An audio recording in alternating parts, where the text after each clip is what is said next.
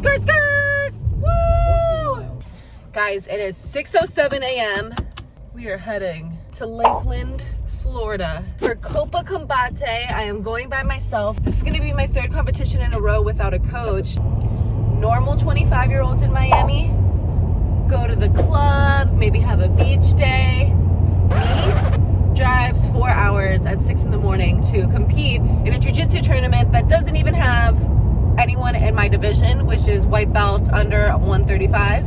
I enjoy having zero pressure on me to win because, like, this one girl that's a white belt, she has 20 pounds on me, and the other two girls are blue belts. And I plan on winning them all, and I plan on leaving injury-free, and I'm just gonna fight my hardest. Like, I'm driving 4 hours to do this. I'm gonna fight my hardest, and I'm gonna get 4 wins.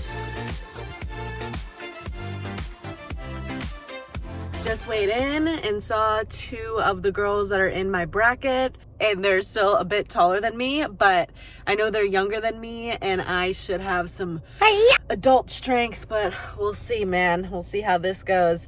And on the way here, I was listening to a podcast, The Way Broadly by David Swoboda, and he was talking to 10th Planet Zach Moore. It was an awesome podcast, and it was so funny because in the episode, he mentioned that his birthday was June 17th, and I was supposed to interview him a few weeks ago, and I was like, wow, what are the chances that out of all the days I decided to listen to that podcast on the way to a jiu-jitsu tournament to find motivation, it happened to be his birthday on that day.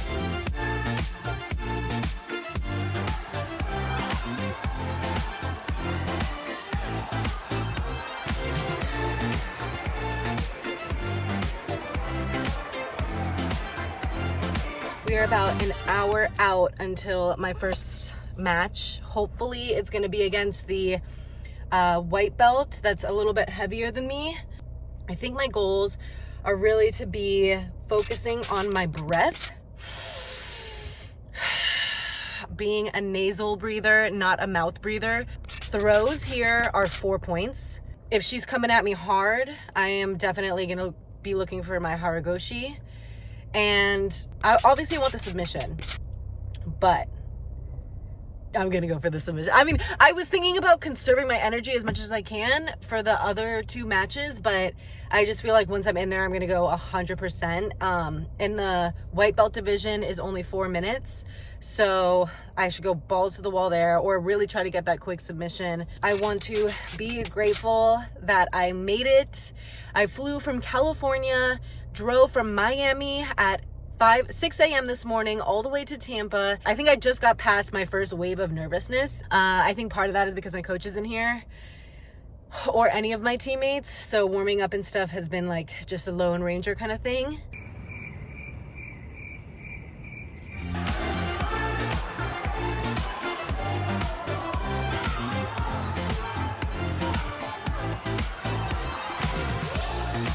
Finally, it is time for my match. This is the 150 pound and under division.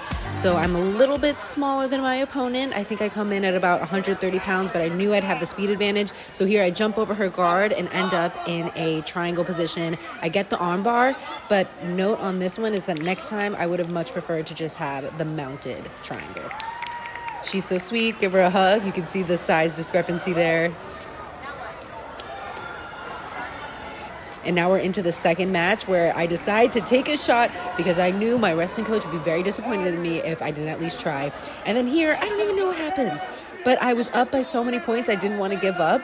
And I ended up having to tap, or else my arm would have broken because she is much heavier than me and my arm wouldn't be able to take it. So now we are 1-1. I didn't know this was going to be round robin. So now I have to win another one to take the goal in this division. Hiya! So we continue on. I end up getting into side control. She's fairly new.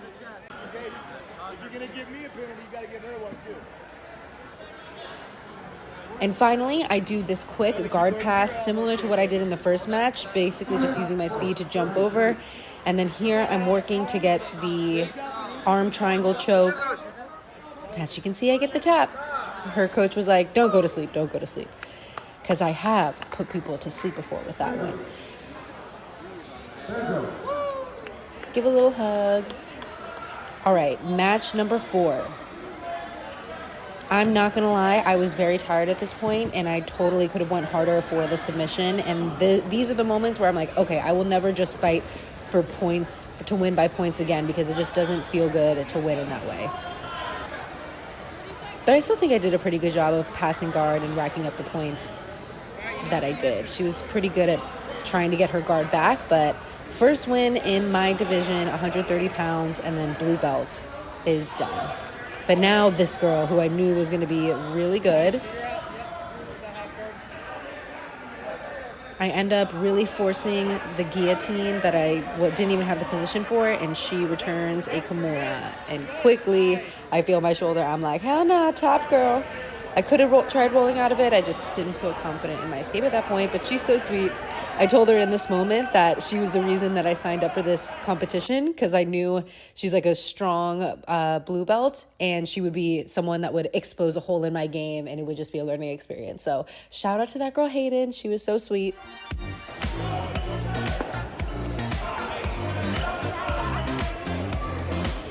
So I went up to the blue belt division, and I wanted to get double gold, and I won my first match, and then I got Kimura in the second. So second place loser, Elves for love.